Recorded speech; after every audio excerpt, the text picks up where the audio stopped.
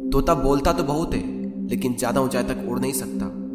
बाज बोलता बहुत कम है लेकिन सबसे ऊंचाई पर उड़ता है और बाकी पंछियों का राजा होता है एक बाज। आज मैं आपको 5 ऐसे पॉइंट्स बताऊंगा जो कि हर इंसान को बाज से सीखना चाहिए और लाइफ की बहुत बड़ी लर्निंग है इन 5 पॉइंट्स में।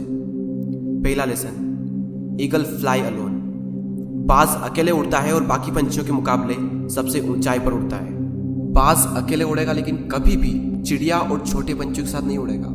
बाज हमेशा या तो बाज के साथ उड़ता है या फिर अकेला उड़ता है और इस समय यह सीख मिलती है कि छोटी सोच वाले लोगों से हमेशा दूर रहें और अकेले रहो, क्योंकि यही वो समय है जब खुद को जानने का असली मौका मिलता है।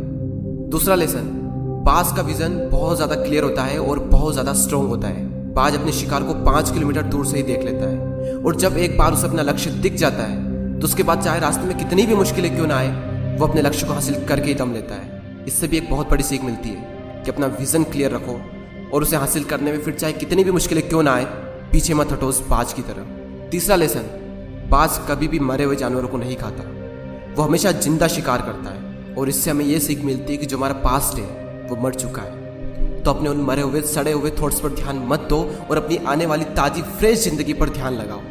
अपने पास्ट की पुरानी यादें जो तुम्हें तंग करती है उन्हें वहीं रहने दो जहां पर उसकी जगह है, और तुम्हारे पास्ट की जगह है तुम्हारे पास्ट में, उसे वर्तमान में जगह मत दो। क्योंकि एक बार अगर तुम्हारा पास्ट तुम्हारे प्रेजेंट में आ गया तो तुम्हारा पास्ट तुम्हें कभी प्रेजेंट में नहीं रहने देगा। पास्ट में तुम्हारे साथ कितना भी बुरा क्यों ना हुआ हो, वो सब यादें वो सब थॉट्स मर चुके हैं और उस बाज की तरह बनो जो कभी भी मरी हुई चीजों को नहीं खाता। चौथा लेसन, जब आंधी तूफान आते हैं तो बाज बहुत ज्यादा एक्साइटेड हो जाता है। जब बारिश होती है तो सारे पंछी छिपकर बैठ जाते हैं, लेकिन बाज को बड़ा मजा आता है। जब तेज हवाएं चलती है तो बाज उन हवाओं के सहारे और तेजी से ऊपर की ओर उठता है और ऊपर उड़ते उड़ते इतना ऊपर उड़ जाता है कि बादलों से भी ऊपर पहुंच जाता है। और इससे भी एक बहुत बड़ी सीख मिलती है कि मुसीबत में मजा ढूंढो। और नेपोलियन हिल ने एक बार कहा था कि हर बड़ी चुनौती अपने साथ में एक बहुत बड़ा अवसर लेकर आती है। तो उस बाज की तरह तुम भी अपने अवसर को पहचानो, और जिस दिन तुमने अवसरों को पहचान लिया तो सारी मुश्किलें तुम्हारे नीचे होगी और तुम उन मुश्किलों के ऊपर होगे। फिफ्थ लेसन, बाज अपने घोंसलों में से सॉफ्ट घास को हमेशा निकाल देता है ताकि बाज का जो बच्चा होता है वो उसमें कंफर्टेबल ना हो सके, क्योंकि अगर वो घोंसले में कंफर्टेबल हो गया तो वो वहीं रहना पसंद करेगा। लेकिन बाज ऐसा कभी होने नहीं देता। बाज एक पंछी है और उसे भी ये बात पता है कि there is no growth in comfort zone.